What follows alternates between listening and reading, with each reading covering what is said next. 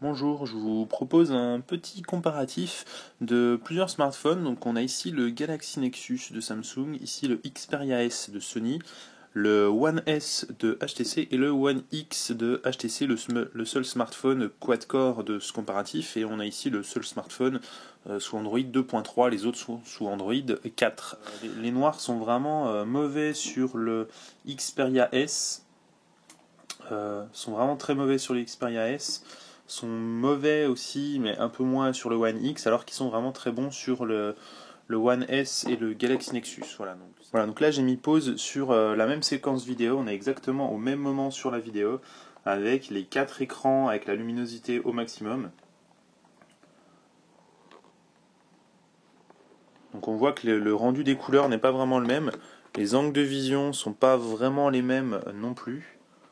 Donc je rappelle Galaxy Nexus, Xperia S, One X et One S.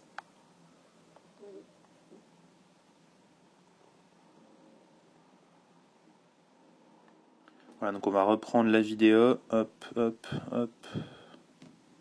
C'est pas évident d'avoir tout synchro, les deux là ont un peu de retard.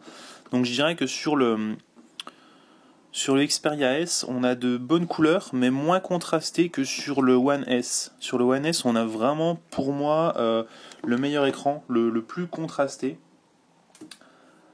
Ensuite, sur le... Alors ça, c'est la fin de la vidéo, évidemment, c'était une vidéo qui venait du Xperia, donc voilà pourquoi vous avez ça sur tous les smartphones. Donc on va relancer la lecture. Voilà. Ensuite, selon les paysages, en fait, le One X va s'en tirer plus ou moins bien parce qu'il jaunit un peu les couleurs. Et donc, comme on le voit, le rendu des couleurs est quand même un peu différent sur certains smartphones. Encore là, ça se voit pas trop, mais donc quand on a des noirs, comme je l'ai dit tout à l'heure, c'est vraiment différent sur le Xperia S et dans une moindre mesure sur le One X. Ici, on voit clairement qu'on n'a pas du tout la même teinte. Ici, c'est beaucoup plus jaune sur le One X que sur le One S. Donc le One S est pour moi un peu mieux. Ensuite, on a sur le Xperia S, c'est plus réaliste, mais en fait, c'est moins contrasté. On voit moins les différences. C'est un peu pâle en fait. Et sur le Galaxy Nexus, voilà, je vais reculer un peu la vidéo, j'ai pas trop eu le temps d'en parler. Sur le Galaxy Nexus, les couleurs sont un peu plus froides, mais du coup, ça a plutôt un bon rendu pour moi. Donc le One S a pour moi le meilleur écran en termes de rendu de couleur. En revanche, il n'a pas d'écran HD. Les autres ont tous un écran 1280 par 720, alors que celui-là, c'est encore du 800 par 480 ou 960, je sais plus, mais bref, c'est dans tous les cas pas HD. Donc c'est assez dommage. Donc je le retire direct en termes de comparatif du meilleur écran. Ensuite, le Xperia S a vraiment un bon rendu, un bon écran, mais les noirs sont vraiment très pâles. Sont vraiment gris, gris, blanc, blanchâtre. Enfin, c'est vraiment, ça rend mal en fait.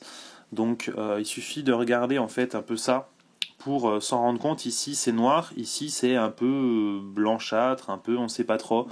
Alors, Sony s'y est pas trompé. Comme vous le voyez, ici, vous avez un fond noir et ici un fond coloré. Pourquoi? Tout simplement pour pas qu'on se rende compte un peu trop que les noirs sont de mauvaise qualité. Mais du coup, ça nuit en fait un peu à l'écran du smartphone. C'est un peu dommage.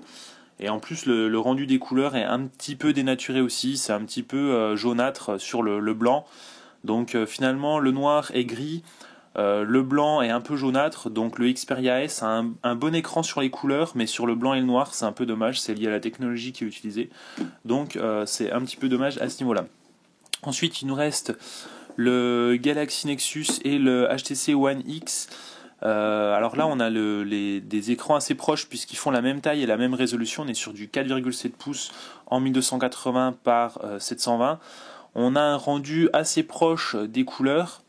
Même si le HTC One X a tendance à un peu rendre jaune le blanc et le noir ressort moins bien aussi sur le One X que sur le Galaxy Nexus. Donc au final, je garderai ce bon vieux Galaxy Nexus qu'a maintenant quelques mois, qui affiche des blancs vraiment blancs, des noirs parfaitement noirs, bon, c'est bien, on se croirait dans une pub de lessive, et des couleurs plutôt bonnes, quoi, qui n'ont rien à envier aux autres smartphones de ce comparatif. Donc voilà, il est plutôt pas mal selon moi, un écran qui date un peu du coup maintenant face aux autres qui viennent de sortir, mais qui s'en sort vraiment bien, en particulier sur les blancs, le noir, mais aussi sur les couleurs. Voilà, donc en plus un écran de 4,7 pouces en HD, donc rien à dire à ce niveau-là.